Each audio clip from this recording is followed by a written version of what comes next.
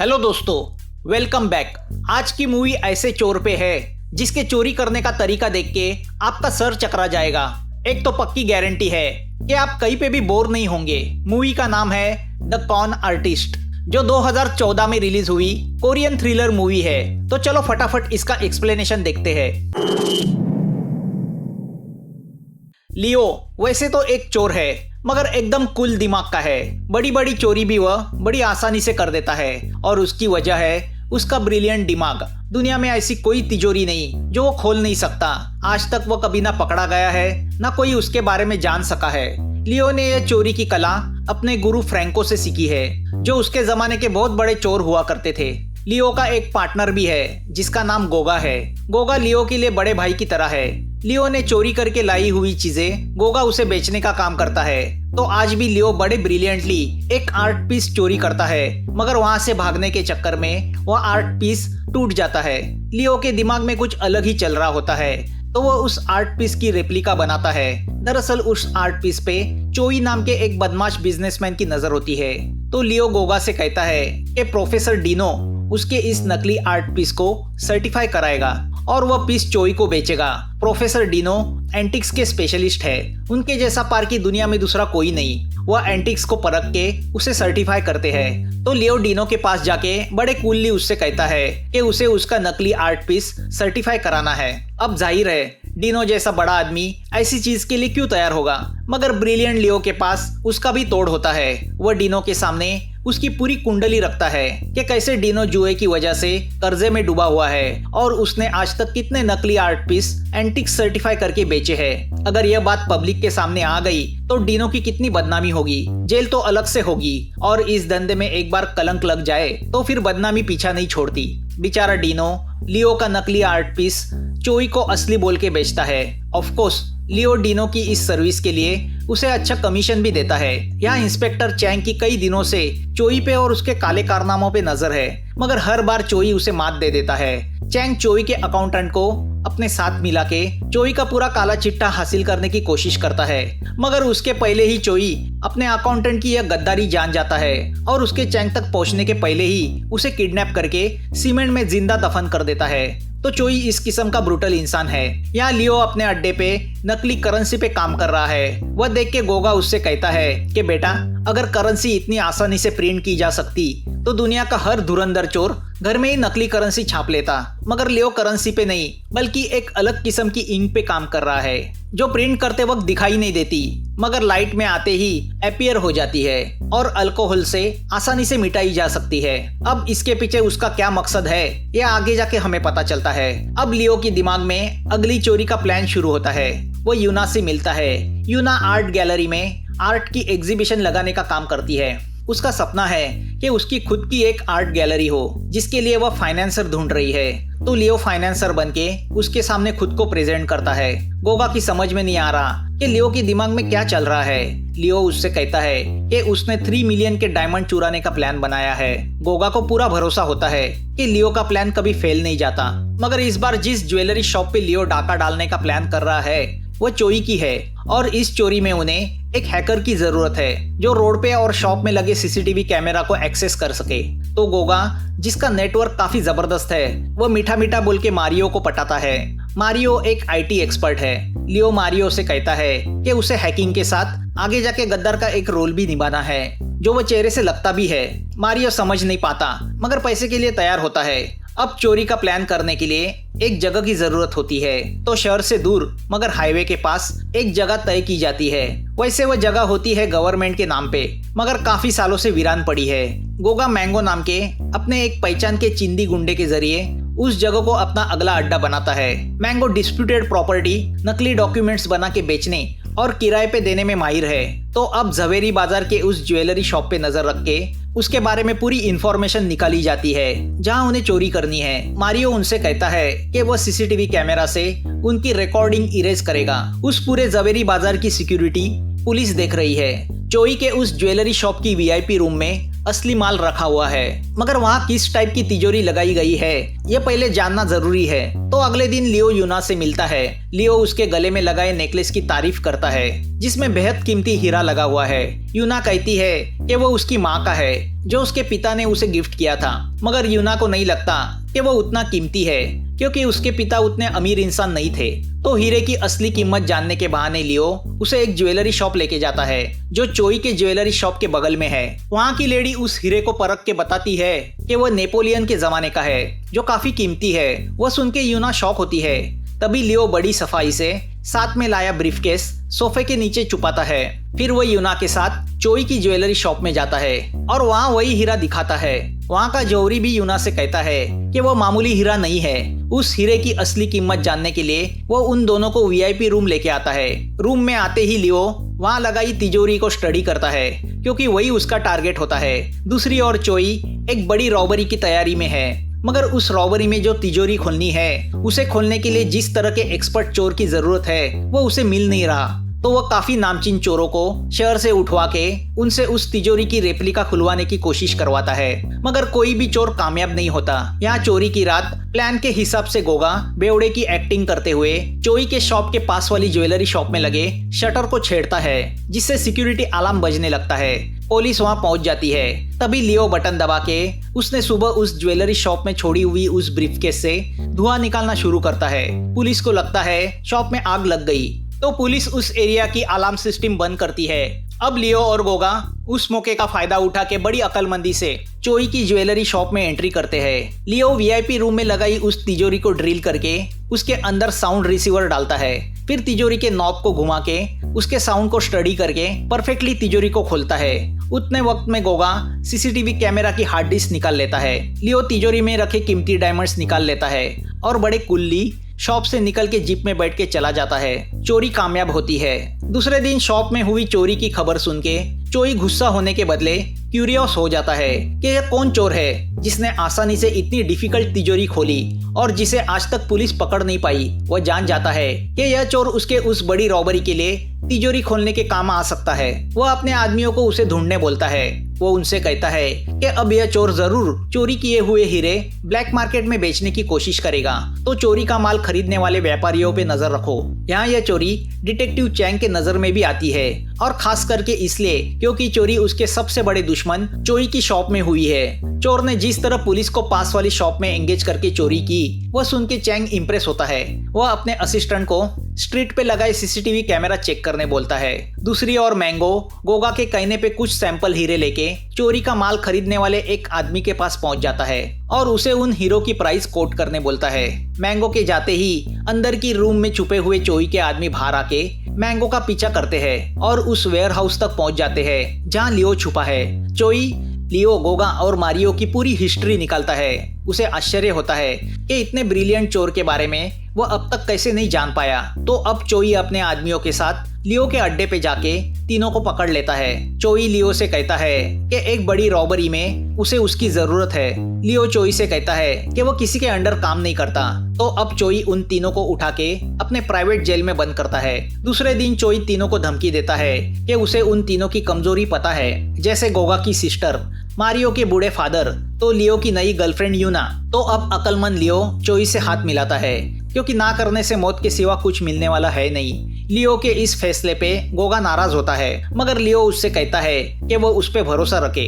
यहाँ Chang CCTV footage से जान जाता है कि लियो ही वो शख्स है जिसने वह धुएं वाला बैग पड़ोसी की ज्वेलरी शॉप में छोड़ा था। तो वह लियो को पुलिस स्टेशन ले आता है मगर चैंग के पास ऐसे कोई सबूत नहीं होते जिससे वो चोरी का कनेक्शन लियो से लगा सके। तो वह लियो को धमकी देके छोड़ देता है। अब चोई लियो को अपने रॉबरी के बारे में बता देता है। रॉबरी होती है कस्टम के एक वेयर हाउस में रखे 150 मिलियन कोरियन करेंसी की, जो 110 मिलियन डॉलर्स के बराबर है।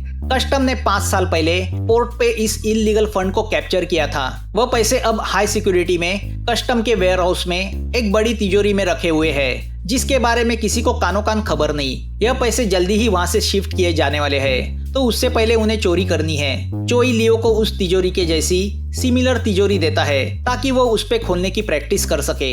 गोगा तिजोरी को देख के जान जाता है कि अगर इस तिजोरी को ड्रिल करने बैठे तो काफी वक्त लगेगा, फिर ड्रिल करने के बाद उसे खोलना भी है। चोई का आदमी टोनी उन्हें बताता है कि वेयर हाउस के गेट पे हमेशा 2 सिक्योरिटी गार्ड होते हैं और पास ही की बिल्डिंग में 50 इमरजेंसी गार्ड होते हैं। अगर वेयर हाउस में कुछ हुआ तो उन गार्ड को वेयर हाउस तक पहुंचने के लिए 10 मिनट लगते हैं। गोगा समझ नहीं पा रहा कि भले किसी तरह तिजोरी खोल के पैसे हासिल किए तो भी उन 150 बिलियन वोन को कस्टम से बाहर कैसे निकाले, जिनका लगभग वजन 3000 किलो होगा। मारियो चोई से कहता है कि सीसीटीवी कैमरा को वह हैंडल करेगा, मगर चेक पोस्ट पे खड़े सिक्योरिटी गार्ड्स का क्या करे। लियो को भी ये बात समझ में नहीं आ रही कि ट्रक से भरे इतने पैसे चेक पॉइंट से कैसे कस्टम से निकाले जाए। चोई उनसे हंसते हुए कहता है कि उन्हें पैसे कस्टम एरिया से बाहर निकालने ही नहीं है।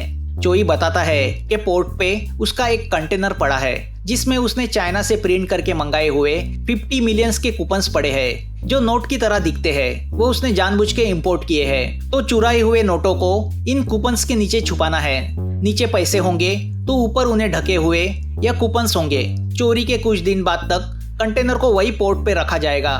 जब मामला ठंडा होगा तो किसी कार्गो कुरियर से कंटेनर को वहां से निकाला जाएगा। चेक पॉइंट पे गार्ड्स को ऊपर रखे कूपन ही दिखेंगे। चोई लियो से कहता है कि चोरी के बाद वह उन तीनों को 5-5 मिलियन देगा।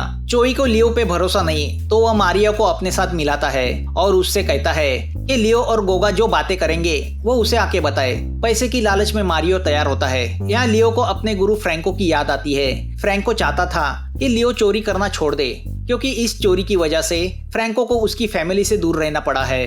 लियो ने उसे कहा था कि जब वह सबसे बड़ी चोरी करेगा यह काम छोड़ देगा। यहाँ ये भी पता चलता है कि यूना फ्रैंको की ही लड़की है और उसके नेकलेस में लगा हीरा कभी फ्रैंको ने ही चोरी किया था। लियो यूना को चाहने लगा है।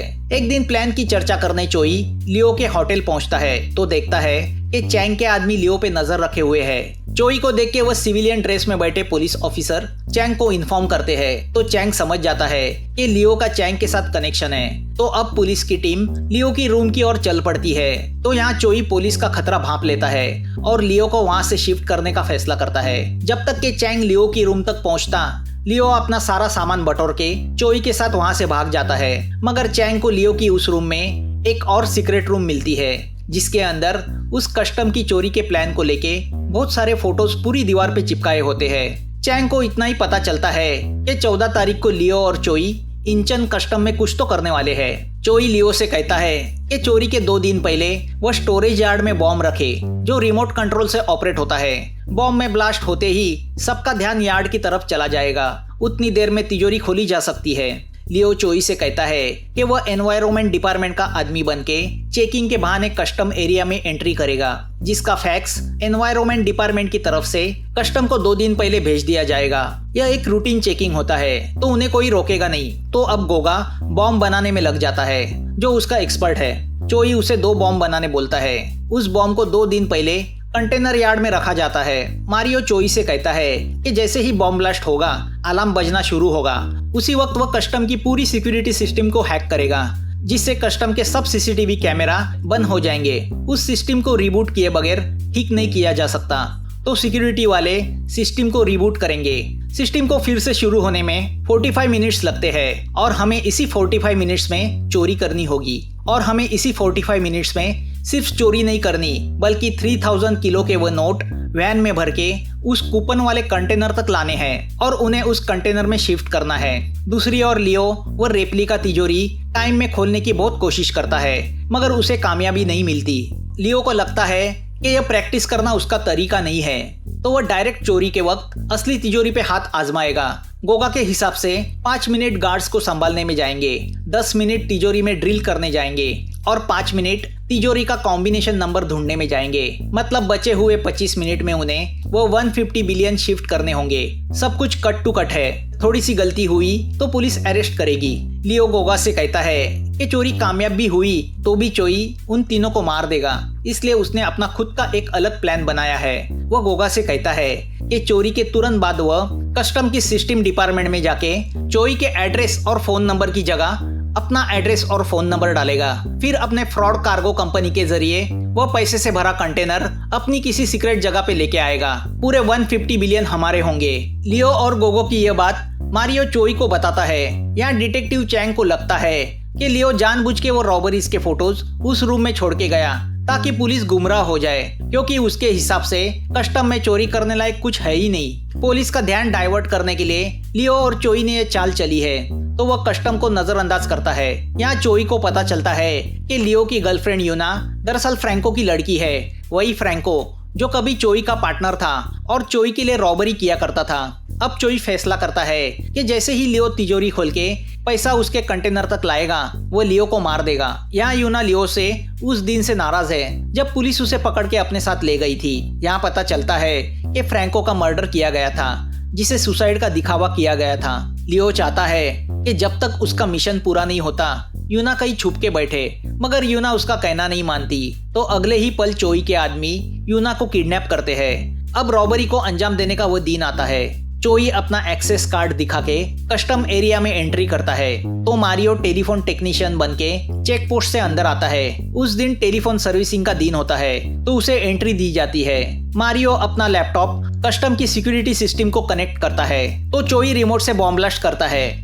अब धमाका होते ही कस्टम ऑफिस में अफरा तफरी होती है। फायर ब्रिगेड और एम्बुलेंस को कॉल किया जाता है। एम्बुलेंस के जरिए लियो और गोगा कस्टम एरिया में एंट्री करते हैं। तभी मारियो कस्टम की सिक्योरिटी सिस्टम को हैक करता है। चोई की एक टीम कंटेनर तक जाके उसमें रखे कूपन्स एसिड में जलाती है ताकि उस कंटेनर में पैसे रखने के लिए जगह हो जाए। या कस्टम ऑफिस में सिस्टम को रिबूट करने का फैसला लिया जाता है। परमिशन के लिए स्टाफ कस्टम डायरेक्टर को फोन करते हैं जो हैकिंग की वजह से चोई के पास आता है। चोई कस्टम डायरेक्टर का आवाज निकाल के परमिशन देता है। अब जैसे ही सिस्टम रिबूट होती है 45 मिनट्स का काउंटडाउन शुरू होता है। लियो और गोगा चोई के आदमियों के साथ उस वेयरहाउस पहुंचते हैं जहां तिजोरी है। चोई के लोग सिक्योरिटी गार्ड्स को बेहोश करके उनकी जगह ले लेते हैं तो लियो तिजोरी खोलने में लग जाता है। लियो तिजोरी को ड्रिल करना शुरू करता है जो उसे 10 मिनट में करना है। यहाँ ब्लास्ट की खबर पुलिस को चलती है तो चैंग भी अपनी टीम के साथ कस्टम की तरफ निकलता है। लियो ड्रिल का काम पूरा करता है। अब वह साउंड रिसीवर अंदर डाल के कॉम्बिनेशन नंबर मिलाने लगता है। पहले 2 अटेम्प्ट तो फेल जाते हैं मगर तीसरे अटेम्प्ट में लियो तिजोरी खोलता है।